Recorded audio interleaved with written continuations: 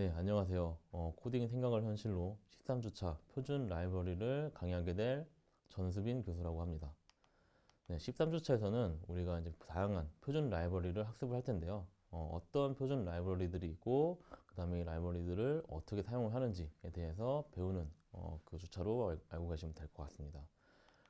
네, 13주차 1차 시 학습 내용을 보시면 우선 표준 라이브러리에 대해서 배울 건데요. 그래서 각각의 뭐 운영체제 모듈, 뭐 디렉토리 경로내 파일 접근 모듈, 그다음에 랜덤 모듈, 뭐 수학 모듈, 인터넷 접근 모듈, 그다음에 날짜와 시간 모듈을 통해서 각각 그 표준 라이브러리가 제공해주는 그 함수들이 어떤 것들이 있고 이것들을 어떻게 활용하면 되는지에 대해서 좀 간단하게 설명을 드릴 거고요.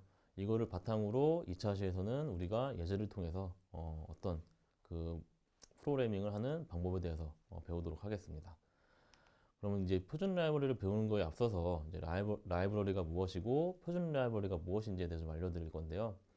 라이브러리는 또 정의를 해보면 그 어떤 사람들이 특정한 목적을 위해서 그 함수들을 만드는데요. 이 함수들이 너무 잘 만들어지고 나 이외에 다른 사람들이 사용해도 굉장히 편하겠다 생각이 들기 때문에 이 함수들을 어떤 집합을 만들어냅니다. 그래서 만약에 내가 뭐 수학과 관련된 함수들을 많이 만들었는데 이 수학과 관련된 함수들을 다른 사람들이 쓸 수 있도록 좀 만들고 싶으면 이런 것들을 함수들을 하나의 집합으로 만들어서 이거를 이제 공유를 하게 되는데요. 요거를 이제 라이브러리라고 이제 보통 말을 하고요. 그래서 어떤 코드의 재사용을 위해서 조직화된 오래된 기법 중에 하나로 그러니까 내가 어떤 만든 함수들을 어떤 특정한 목적에 맞게 집합을 이뤄서 이제 공유를 하는 그런 형태를 보시면 될 것 같습니다. 그래서 우리가 도서관에 가시면 보통 이제 우리가 뭐 원하는 책들을 꺼내서 그 책에 있는 자료들을 검색을 해서 이용을 하잖아요. 이런 같이 우리가 주로 사용하는 코드들을 하나의 책으로 만들고 이거를 도서관에 갖다 놓고 이제 사람들이 그 도서관에서 내가 만들어 놓은 이런 함수들을 꺼내다 쓴다고 생각을 하시면 될 것 같고요. 표준 라이브러리는 뭐냐면 이제 보통 이제 라이브러리는 표준 라이브러리랑 이제 외부 라이브러리로 나눠지는데 표준 라이브러리는 이제 파이썬을 설치할 때 항상 함께 설치되는 이제 다양한 그 라이브러리들을 말합니다. 그러니까 파이썬이랑 같이 설치되는 그 모듈이라고 보시면 되고요. 그래서 파이썬 안에서 설치된 이런 기본 모듈을 이용해 가지고 우리가 편하게 어떤 기능들을 좀 더 빠르게 해결을 할 수가 있으니까 이런 것들을 배워두면 여러분들이 좀 더 쉽게 파이썬 코딩을 할 수가 있을 겁니다. 네, 그래서 표준 라이브러리는 앞서 설명드렸다시피 우리가 이제 오늘 배울 거는 이제 운영체제 모듈, 디렉토리 경로내 파일 접근 모듈, 랜덤 모듈, 수학 모듈, 인터넷 접근 모듈, 날짜 시간 모듈 이렇게 총 6개를 한번 배워볼 텐데요. 이거 같은 경우는 이제 파이썬에서 기본으로 제공되는 이제 라이브러리고요. 요거를 하나씩 이제 한번 보도록 하겠습니다. 맨 처음에 이제 운영체제 인터페이스 모듈인데요. 이제 어떤 운영체제랑 상호작용을 하기 위해서 만들어진 모듈이라고 보시면 되겠습니다. 그래서 어떤 것들이 있냐면 보통 우리가 그 윈도우에서 가장 많이 뭐 윈도우나 리눅스, 뭐 맥OS에서 가장 많이 사용하는 게 이 파일들을 처리를 하는 거죠. 그러니까 파일들을 복사해서 파일을 열고요. 그다음에 그 파일을 수정해서 다시 저장을 하면은 뭐 파일을 딴 데로 옮기거나 아니면 파일을 다시 복사를 하거나 뭐 이렇게 위치를 변경하거나 뭐 작업 환경을 바꾸거나 이런 것들을 굉장히 많이 하는데 이런 일들을 우리가 파이썬 코드에서 할 수 있게 도와주는 그런 모듈이라고 보시면 되겠습니다. 그래서 잘 이해가 안 되시는 것들도 있을 수도 있겠는데요. 이런 것들을 여러분들이 파이썬 코딩을 하고 어떤 프로그램을 만들 때 굉장히 유용하게 사용할 수 있는 그 모듈들이기 때문에 지금은 이제 이게 어떤 역할을 하는 건지만 알고 있으면 될 것 같고 나중에 여러분들이 이런 활동을 하고 싶을 때 이 OS라는 모듈과 SHUT라는 모듈이 있구나 라고 좀 알고 있으면 될 것 같아요. 그래서 이 운영체제와 상호작용하는 모듈은 이제 크게 OS랑 SHUT 모듈이 있는데 OS라는 모듈 같은 경우에는 운영체제에서 제공하는 어떤 기능들을 활용하는 모듈이에요. 그래서 뭐 환경 변수나 아니면은 현재 작업 디렉토리를 변경하거나 뭐 이런 것들을 하는 그런 그 모듈이라고 보시면 되겠고 SHUtil 모듈 같은 경우에는 뭐 파일이랑 디렉토리를 제어하는 그런 모듈이라고 보시면 될 것 같고요. 그래서 파일을 복사하거나 이동하거나 뭐 디렉토리를 뭐 복사하거나 이런 역할을 하는 그 모듈이라고 보시면 되겠습니다. 그래서 OS는 어떤 운영 체제의 작업 영역을 그 제어해주는 그런 모듈이라고 보시면 되겠고, SHUT는 파일에 대해서 제어를 해주는 모듈이라고 보시면 될 것 같은데요. 그래서 OS 모듈부터 간단하게 살펴보면, OS라는 모듈 안에는 뭐 굉장히 많은 함수들이 있지만, 그 대표적으로 뭐 environ이라는 함수랑 뭐 getCWH 그리고 chdir 이런 함수, 이렇게 이 정도가 있는데요. 일단 그 OS라는 모듈을 가지고, 그 라이브러리를 가지고 오기 위해서는 import를 이용해서 일단 OS를 선언을 해줘야 됩니다. 그 import로 이제 OS를 import를 하면은 그 다음에 이제 OS라는 모듈을 사용할 수 있게 되는데요. 맨 처음에 환경 변수 모듈은 이건 뭐냐면 그 윈도우에서 사용하는 변수들이에요. 그러니까 윈도우에서 이용하는 변수들이고, 이 윈도우에서 이용하는 변수들을 우리가 선언하거나 아니면 저장된 변수들을 가지고 올 수 있거든요. 그래서 이런 변수들을 저장하거나 가지고 올 때 쓰는 게 이 environ이라는 그 함수가 되겠고, 이 안에도 굉장히 많은 함수들이 존재를 하지만 일단은 이 environ 함수로 이 환경 변수를 볼 수 있다는 것만 알고 있으면 될 것 같고요. 그 다음에 우리가 이제 가장 많이 쓰는 게 이제 그 어떤 파이썬으로 현재 작업 디렉토리, 작업 폴더를 확인을 하거나 아니면은 작업 폴더를 이동하고 싶을 때가 있거든요. 그러니까 우리가 윈도우에서는 작업 폴더 같은 경우에는 이제 윈도우 탐색기로 들어가서 쉽게 이렇게 이동을 할 수가 있죠. 그러면 이제 우리가 파이썬으로 이 윈도우 탐색기를 만들고 싶을 때 가장 많이 사용하는 게 이 함수들인데요. 대표적으로 getCWD가 있고요. 그 다음에 chdir이 있고, 그 다음에 뭐 mkdir, rmdir, 뭐 unlink, rename 이런 함수들이 있는데, 좀 하나씩 살펴보면 getCWD 같은 경우에는 현재 작업 폴더를 위치를 확인을 해줍니다. 그래서 os.getCWD 함수를 사용을 하면은 현재 이 파이썬이 실행되고 있는 위치의 그 폴더의 위치를 보여주고요. 이런 식으로 지금 제가 컨텐트라는 그 폴더 안에 있으면 이 컨텐트 폴더를 현재 보여주고요. 그 다음에 내가 작업 디렉토리를 현재 이 컨텐트라는 폴더가 아니라 다른 폴더로 옮기고 싶을 때도 있거든요. 그러니까 여러분들이 이 작업 디렉토리를 변경하거나 사용을 하려면 이 디렉토리 구조에 대해서 좀 알고 계셔야 되는데, 이런 것들은 좀 추가적으로 여러분들이 그 찾아보셔서 알아두시면 좋을 것 같고요. 이렇게 작업 디렉토리를 변경하고 싶으면 os.chdir이라는 이 함수를 이용하면은 우리가 정해둔 그런 그 폴더로 이동을 하게 됩니다. 그래서 보시면 간단하게 보시면 여기 chdir을 하고요. 그 다음에 그 안에 점하고 슬래시를 한 다음에 샘플 언더바 데이터라고 이렇게 해놨죠. 이게 무슨 뜻이냐면 점이라는 거는 현재 디렉토리를 의미를 하고요. 그 다음에 슬러시는 그 디렉토리 구분을 하는 그 구분자를 역할을 합니다. 그래서 점 슬래시를 하면은 현재 디렉토리에 그 다음에 샘플 데이터라는 그 폴더로, 그러니까 디렉토리로 현재 작업 디렉토리를 옮겨라 라는 뜻입니다. 그렇기 때문에 이렇게 chdir하고 점 슬러시하고 샘플 데이터를 하면은 현재 디렉토리에서 샘플 데이터라는 디렉토리로 작업 영역을 옮기게 되고요.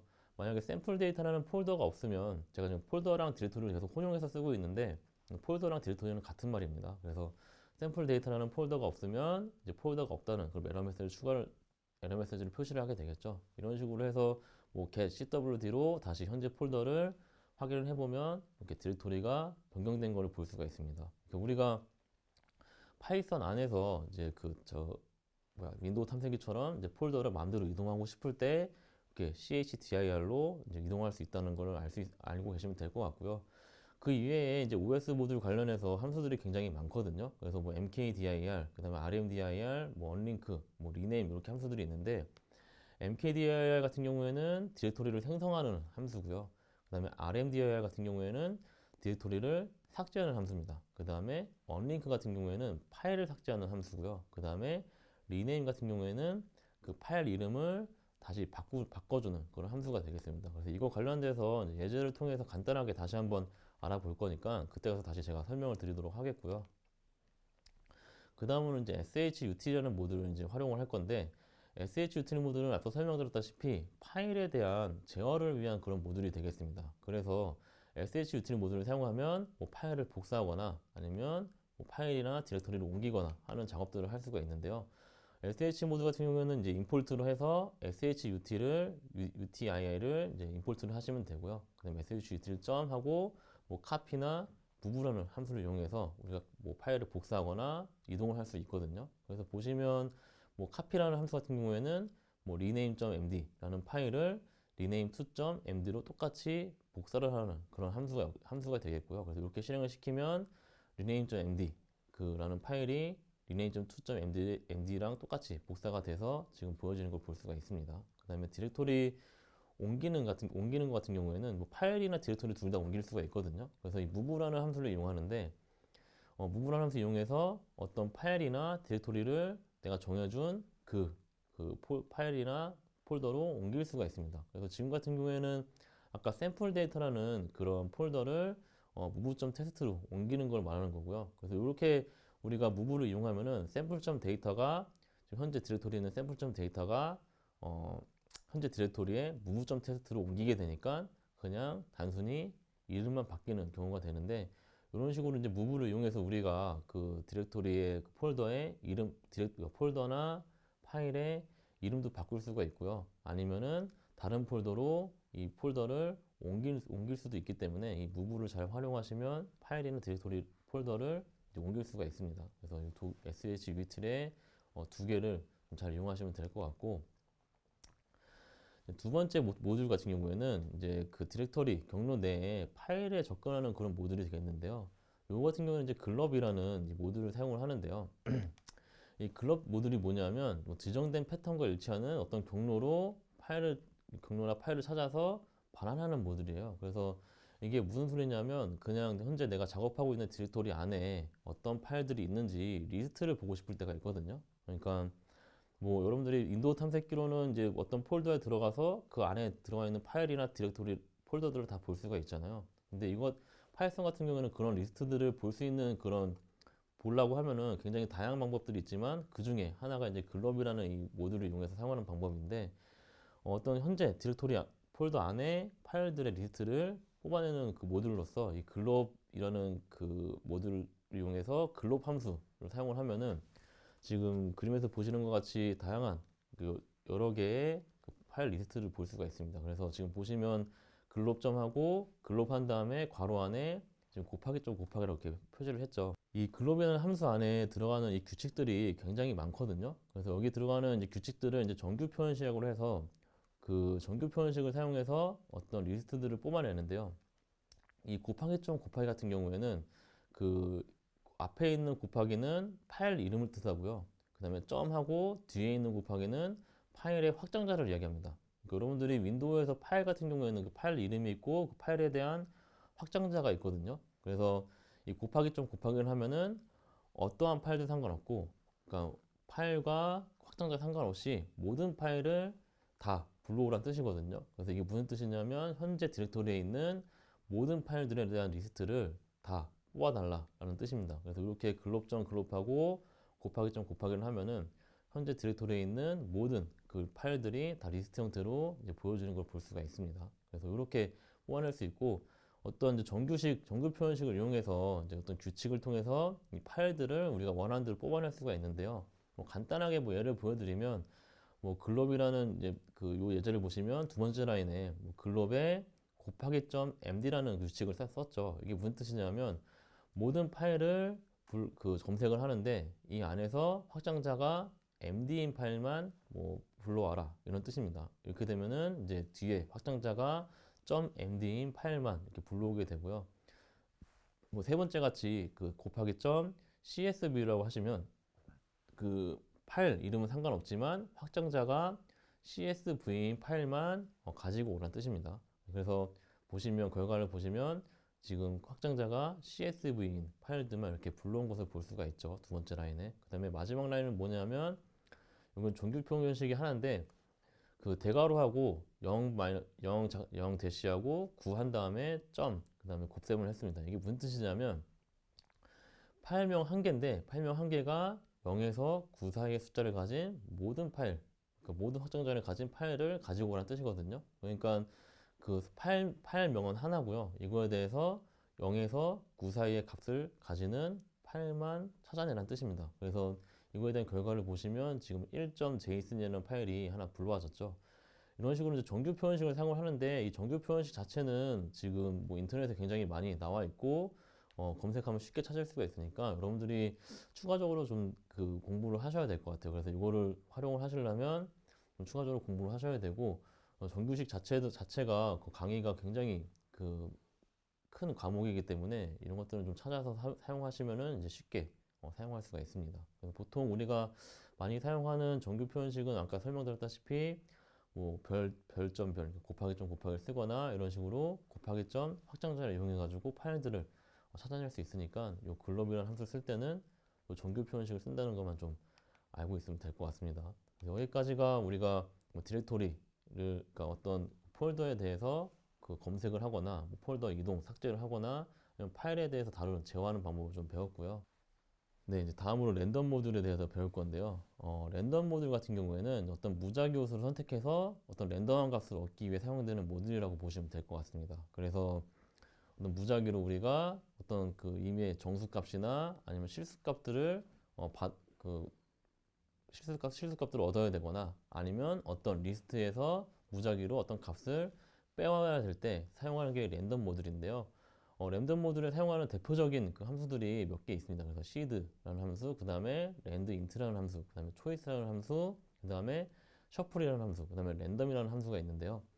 이런 것들을 하나씩 좀 하나씩 설명을 해드릴게요. 그래서 우리가 가장 기본적으로 사용하는 랜덤 모듈에 사용하는 그 함수가 이 landint라는 함수입니다. 그래서 이건 무슨 함수냐면 이 예제를 보시면 더 쉽게 알 수 있는데요. 일단은 랜덤이라는 모듈을 임포트를 하고요.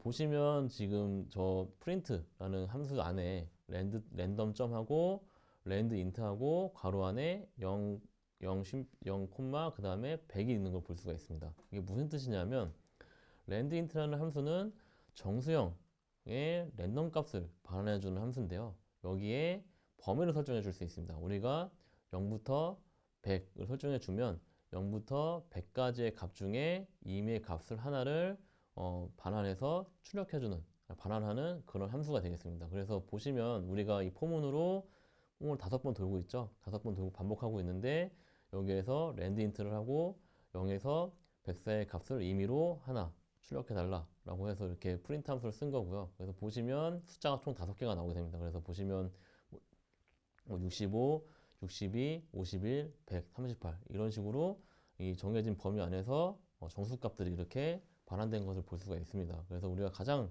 많이 사용하는 그런 그 랜덤 함수가 되겠고요. 그래서 랜덤.랜드 인트를 많이 사용을 하게 될 것 같고요. 그 다음에 이제 seed라는 함수가 있는데 그 보통 컴퓨터에서 이 랜덤 값들을 가지고 올 때 그냥 무작위로 우리처럼 무작위로 숫자를 선택을 하는 게 아니라 어떤 자료 안에 이런 무작위 된 숫자를 다 저장을 해두고요. 그거를 뭐 그 형태를 뭐 첫 번째부터 뭐 10,000번째까지 이렇게 저장을 해놓은 겁니다. 그러니까 첫 번째 그 숫자 무작위 배열은 뭐 49, 97, 53, 5, 33 이렇게 쭉 이렇게 저장이 되어 있는 거고요. 뭐 두 번째 무작위 배열은 뭐 53, 33, 97, 49 뭐 이런 식으로 각각 저장해둔 랜덤 그 배열들이 쭉 리스트들이 존재를 하거든요.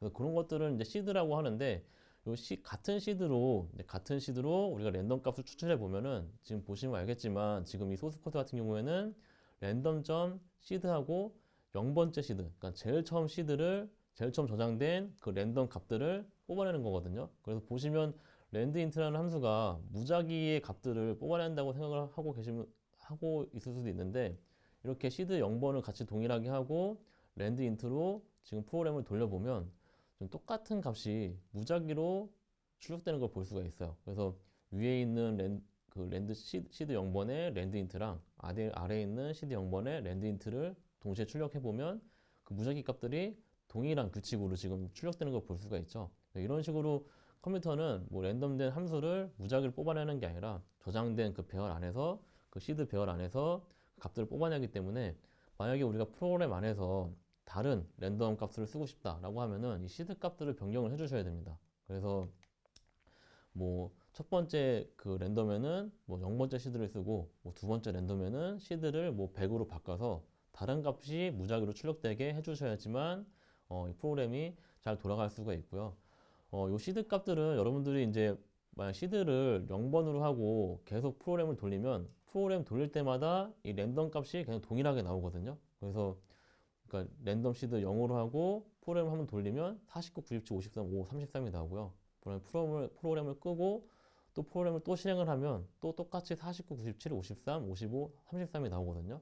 그렇기 때문에 이 랜덤 시드 자체를 프로그램이 다시 실행할 때마다 랜덤 시드가 바뀌도록 만들어줘야 돼요. 근데 기본적으로 랜덤 함수는 우리가 랜덤 시드를 정해주지 않으면 자동으로 이 시드 값을 바꿔주거든요. 그래서 여러분들이 느끼기에는 프로그램 실행할 때마다 다른 랜덤 값들이 나오는 걸 볼 수가 있으니까 나중에 우리가 이 랜덤 시드를 좀 동일하게 쓰고 싶다라고 할 때는 이 시드라는 함수를 이용해서 그 시드 값을 이렇게 결정을 해주면 동일한 시드 값으로 랜덤 값이 나오게 됩니다. 그래서 이 시드라는 함수를 좀 잘 기억을 하고 계시면 될 것 같고요. 그 다음에 이제 초이스나 그 다음에 뭐 셔플이라는 함수가 있는데 이 초이스나 셔플 함수 같은 경우에는 뭐 임의적으로 어떤 랜덤 값을 그 반환해주는 그런 함수가 아니라 정해진 그 그러니까 리스트 자료 구조 안에서 랜덤으로 값을 추출하고 싶을 때 쓰는 함수인데요. 본 예제 같은 경우에는 이제 임포트 랜덤을 하고 이 프루츠 리스트라는 변수에 애플, 바나나, 레몬, 망고에 대한 값을 이렇게 넣은 걸 볼 수가 있겠죠. 그래서 총 4개의 값이 들어가는데 이 리스트 안에서 우리가 이게 애플, 바나나, 레몬, 망고를 순서대로 빼오는 게 아니라 그러니까 임의로 순서 상관없이 임의로 이렇게 값을 빼고 싶을 때가 있거든요. 그러니까 뭐 첫 번째는 바나나, 뭐 두 번째는 망고, 세 번째는 애플 이런 식으로 임의로 리스트의 값을 가지고 싶을 때가 있습니다. 이럴 때 사용하는 게 초이스라는 함수고요. 랜덤 초이스하고 그 안에 리스트를 써주시면 리스트 안에서 랜덤으로 어떤 값을 하나씩 반환을 해주는 그런 함수가 되겠습니다. 그래서 이걸 프린트 해보면 뭐 처음에는 망고가 나오고요. 뭐 두 번째는 레몬이 나오고 세 번째는 바나나가 나오고 네 번째는 바나나가 나오고 이런 식으로 우리가 리스트 안에서 그 랜덤한 그 값들을 반환받고 싶을 때 여기 초이스라는 함수를 쓰시면 될 것 같고요. 그 다음에 셔플이라는 함수는 이 초이스라는 함수는 그 리스트에서 임의적인 값을 반환하는 함수라고 보시면 되고 셔플이라는 함수는 그냥 이 리스트를 섞는다고 보시면 돼요. 그러니까 지금 애플, 바나나, 레몬, 망고가 이렇게 있는데 얘네를 그냥 임의로 흔들어 가지고 이 위치를 바꿔주는 거죠. 그래서 이 셔플이라는 함수를 써서 여기 안에 리스트를 넣어주시면 지금 보시면 이 소스 코드 같은 경우에는 포문하고 이제 5번 지금 반복은 5번 반복되는 거죠. 그래서 5번을 하면서 계속 프로트 리스트를 셔플을 하는 겁니다. 5번에 대한 이제 셔플된 값들이 출력이 되겠죠. 보시면은 각각 그 셔플된 값들이 변경된 것을 볼 수가 있습니다. 그래서 뭐 첫 번째 라인에는 레몬, 망고, 애플, 바나나인데 두 번째 셔플에는 애플, 레몬, 바나나, 망고 이런 식으로 그 리스트 안에 값들을 이렇게 무작위로 섞고 싶을 때 쓰는 게 이 셔플이라는 함수고요. 그리고 마지막으로 우리가 어떤 그 랜덤 값에 대한 그 정수 값을 반환하는 게 아니라 부동소수점, 실수 값들을 반환하고 싶을 때가 있거든요. 이럴 때 사용하는 게 이제 랜덤이라는 함수고요. 그래서 랜덤이라는 모듈에 랜덤이라는 함수를 사용을 하면은 기본적으로 이제 0.0에서 1.0 사이에 값을 반환을 해줍니다. 그래서 보시면 출력된 결과를 보시면 지금 뭐 0.61, 0.91, 0.96 이런 식으로 이제 값들이 반환되는 걸 볼 수가 있겠죠. 그래서 여기서 우리가 어떤 특별한 자릿수에 대한 값을 반환하고 싶으면 이 랜덤이라는 함수 뒤에 곱하기 뭐 10을 해주거나 100을 해주면 그 값이 바뀌게 되겠죠. 만약 곱하기 10을 하면 0.0에서 1.0이 아니라 어떻게 되겠어요? 1.0에서 10.0 사이의 값들이 반환을 하게 되겠죠. 그래서 이렇게 부동소수점에 대해서 반환을 받고 싶으면 랜덤이라는 함수를 그냥 사용하시면 그 부동소수점 그 반환값이 부동소수점으로 나온다는 것만 좀 알고 있으면 될 것 같습니다. 그래서 랜덤 모듈은 크게 랜드인트 그 다음에 그 시드라는 함수가 있고요. 그 다음에 초이스, 셔플, 요 랜덤이라는 함수까지만 알고 있으면 여러분들이 랜덤 함수를 충분히 사용하실 수 있을 겁니다. 네, 다음으로 이제 수학 모듈이 되겠습니다. 수학 모듈은 이제 매스라는 이제 그 모듈을 임포트해서 사용을 하는데요.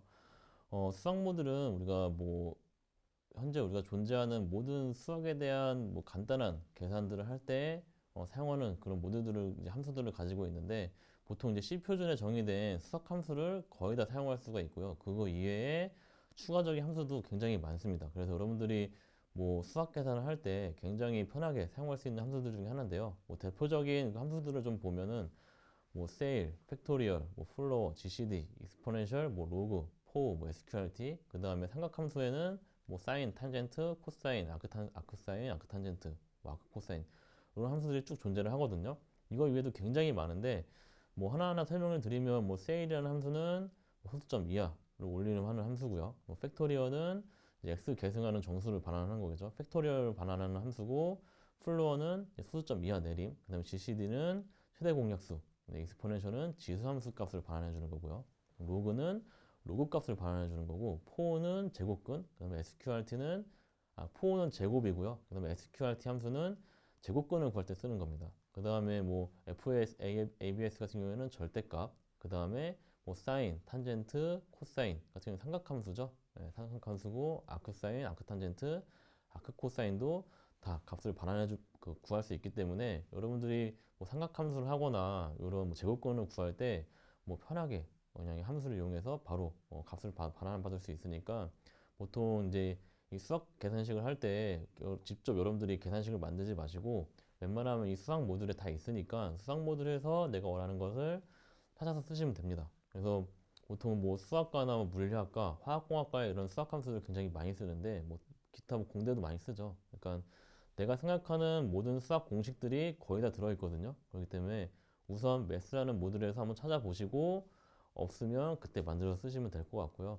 그래서 뭐 좀 많이 쓰는 그런 그 함수 같은 경우에는 저는 공대이다 보니까 저 같은 경우에는 뭐 로그 함수라든지 그다음에 SQRT 제곱근이라든지 아니면 삼각함수를 좀 많이 쓰거든요. 그러니까 이렇게 자주 쓰는 함수들을 잘 기억하시고 여러분들 그 프로그램 할 때 이용하시면은 굉장히 유용하게 할 수가 있습니다. 그래서 간단하게 몇 개 함수만 좀 설명을 드리면 쓰는 방법을 좀 알고 계시면 될 것 같은데, 그러니까 쉐일이라는 함수는 이제 반올림, 그냥 올림을 하는 함수라고 했죠. 그렇기 때문에 이 매스라는 그 모듈을 임포트 먼저 하시고요. 근데 매스점 쉐일이라는 함수 안에 그냥 값만 넣어주시면 그 값에 대해서 이렇게 올림된 결과들을 확인을 할 수가 있습니다. 그래서 이렇게 확인을 하시면 되고, 뭐 팩토리얼도 어떤 그 값에 대한 팩토리얼 값을 계산하는 거잖아요. 그래서 그 팩토리얼 함수 안에 값만 넣어주시면 팩토리얼 값들이 이렇게 반환되는 걸 볼 수가 있고, 플로어는 수점 자리를 내림을 하는 거잖아요. 그래서 뭐 플로어라는 그 함수 안에 소수점이 들어간 그런 그 실수들을 넣어주시면 그거에 대해서 내림된 결과, 내려서 결과가 정수함수로 반환되는 걸 좀 볼 수가 있습니다. 이런 식으로 함수를 그냥 간단하게 쓸 수가 있거든요. 그래서 뭐 여러분들이 어렵지 않게 쓸 수가 있어요. 뭐 GCD 같은 경우에는 최대 공약수 반환하는 거잖아요. 그래서 최대 공약수 같은 경우에는 두 개의 값을 넣어줘야 되니까 이 GCD 함수 안에 두 개의 값을 넣어주시면 그 두 개의 값에 대한 최대 공약수가 이렇게 4, 11, 2로 반환되는 걸 볼 수가 있습니다.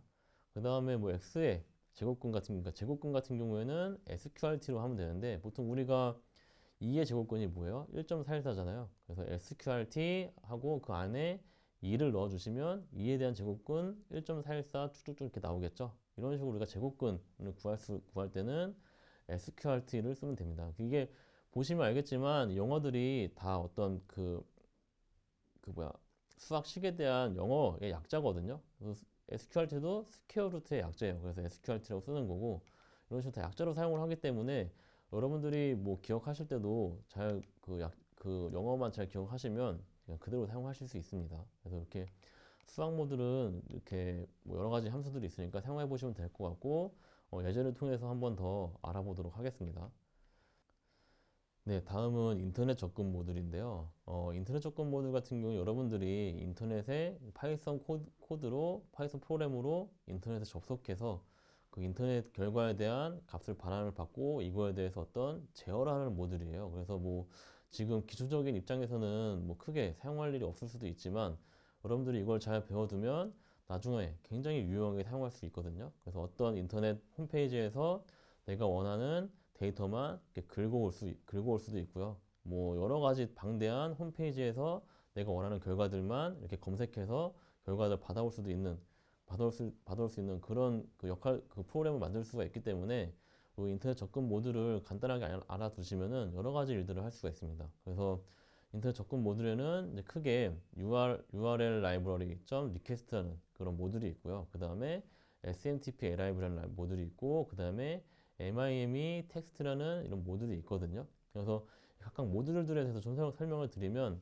맨 처음에 그 URL lib.request라는 모듈은 그 인터넷에 대한 접속을 하거나 아니면 뭐 인터넷 접속해서 데이터를 가지고 오거나 이런 역할을 해주는 그런 여러 가지 기능들을 가지고 있습니다. 그래서 기본적으로 인터넷 접속할 때는 URL lib.request라는 모듈을 이용해서 보통 많이 이용을 하고요.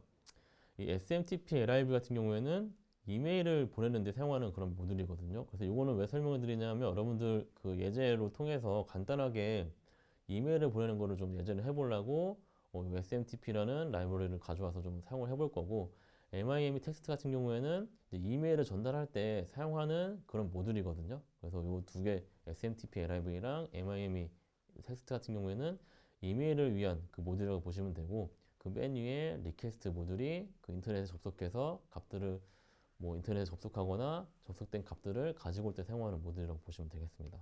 뭐 이건 주의사항인데요. 지금 그 제가 예제에서도 다시 말씀을 드리겠지만, 뭐 그 현재 우리가 그 리플릿이나 아니면 온라인 GDB 같은 지금 웹 컴파일러 환경을 사용하고 있죠. 근데 웹 컴파일러에서는 이 이메일 보내기 기능이 사용이 안 되거든요. 예. 왜냐하면 그 웹 컴파일러가 사용하는 그런 서버의 주소를 알 수가 없기 때문에 이렇게 웹 컴파일러로 이제 인터넷 그 메일을 보낼 수 없다는 걸 좀 알고 있어야 되고, 이런 것들을 해결하려면 파이참이라는 이제 로컬 환경을 이제 이용해서 작성을 해야 되는데, 요거 같은 경우는 제가 실습 시간 예제를 하면서 실습하면서 간단하게 다시 설명을 드리도록 하겠습니다. 우선 이제 URL lib. request하는 모듈을 좀 알아볼 텐데, 이 역할이 뭐냐면 웹페이지를 불러오거나 웹페이지의 상태를 확인하거나 아니면 웹페이지의 데이터를 뭐 읽어오거나 간단하게 이제 웹페이지 관련된 내용들을 다 할 수가 있거든요.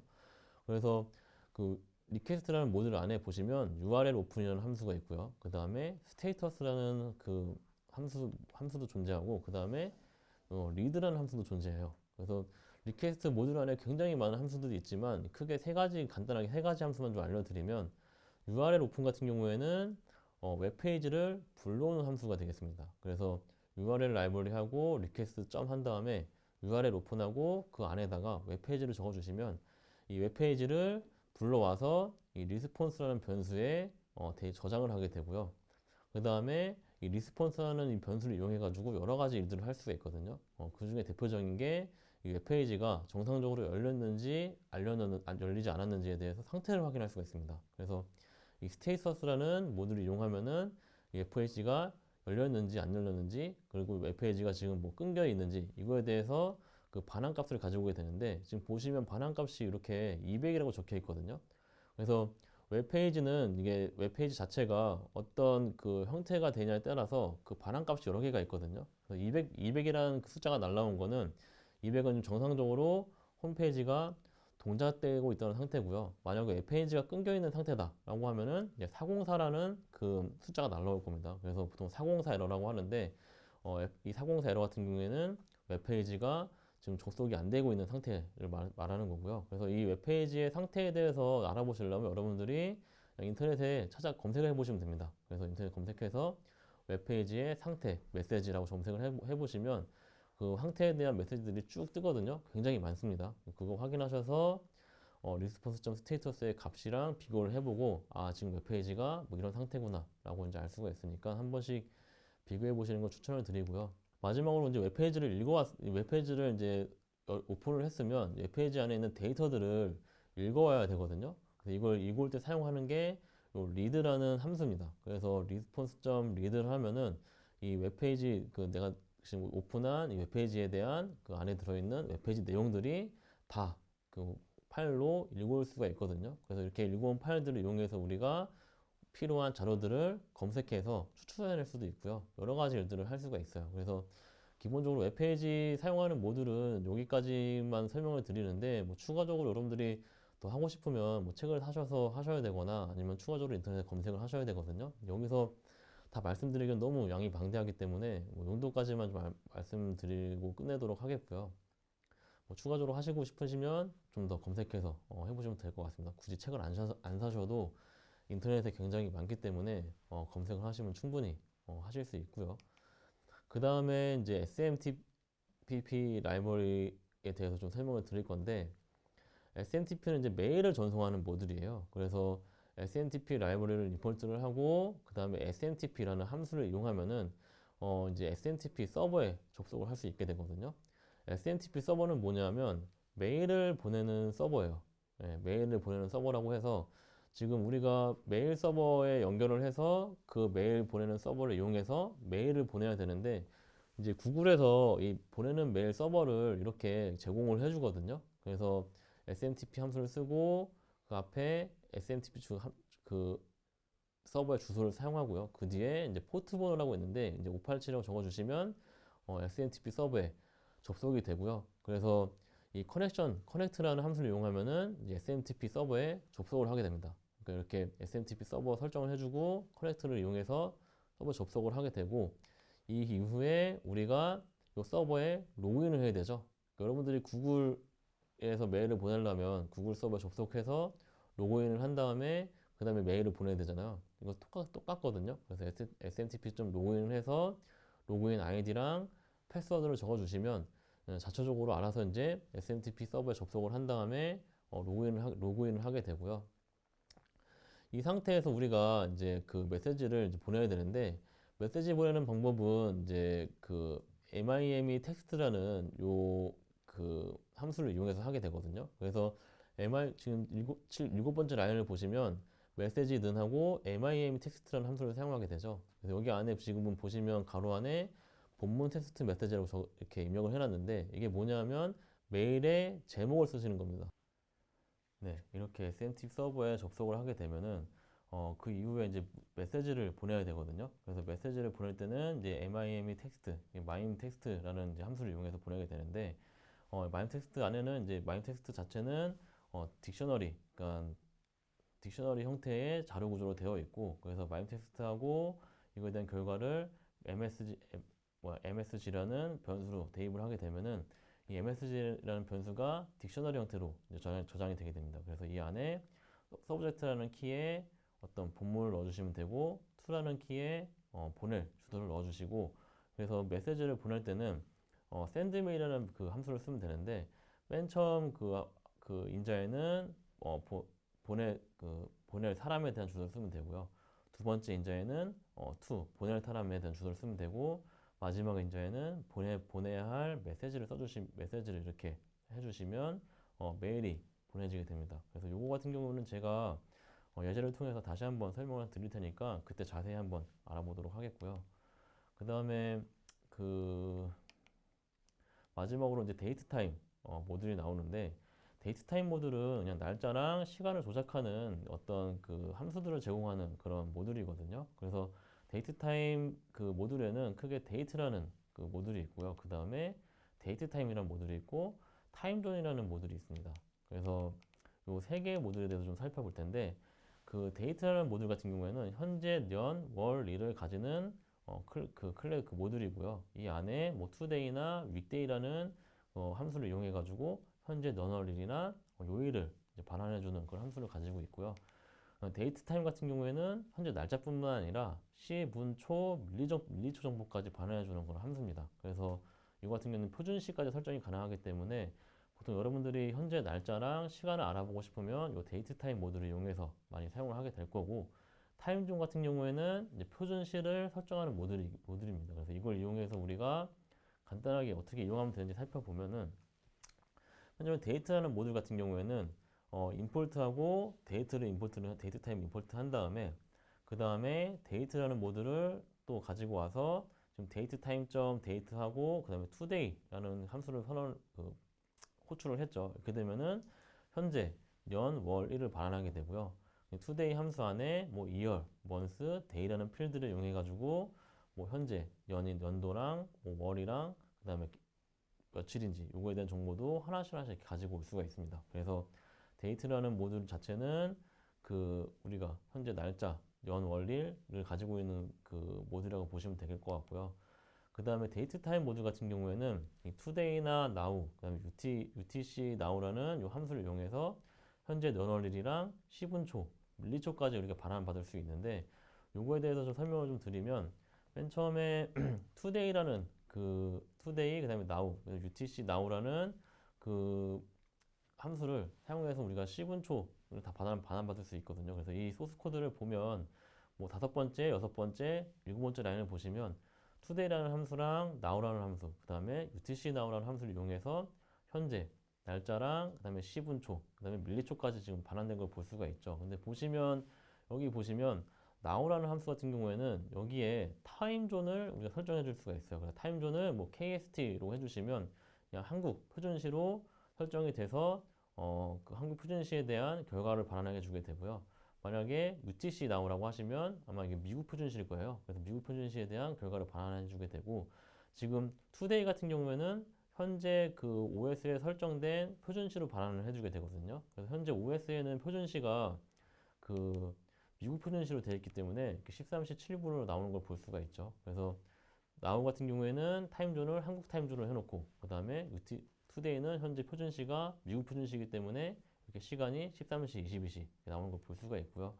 애초에 그 타임존을 설정할 때 여기 우리가 KST라는 그 변수에다가 타임존을 설정을 했거든요. 그래서 아까 타임존을 설정해주는 함수는 이제 타임존이라는 함수를 쓴다고 했죠. 그래서 타임존하고 이 안에 뭐 데이트 타임하고 타임 델타를 뭐 아워 9 이렇게 해주시면 이 그 표준시 9 플러스 9가 현재 우리 한국 표준시거든요. 그래서 한국 표준시로 설정을 해서 현재 우리 날짜를 표시를 해줄 수 있습니다. 이런 식으로 데이트 타임을 이용하시면 쉽게 우리가 날짜와 시간을 가지고 올 수 있으니까 이 데이트 타임 이용하는 것도 예제를 통해서 한번 보시면 될 것 같고, 그래서 학습 내용 좀 정리를 해보면 우리가 지금 현재 여러 가지 표준 라이브러리들을 배웠거든요. 그래서 운영체제 모듈, 그 다음에 디렉토리 경로내 파일 접근 모듈, 그 다음에 랜덤 모듈, 수학 모듈, 그다음에 인터넷 접근 모듈, 날짜와 시간 모듈 여기까지 배웠습니다. 그래서 요거에 대해서 간단하게 우리가 뭐 어떻게 사용하는지에 대해서 배웠고요.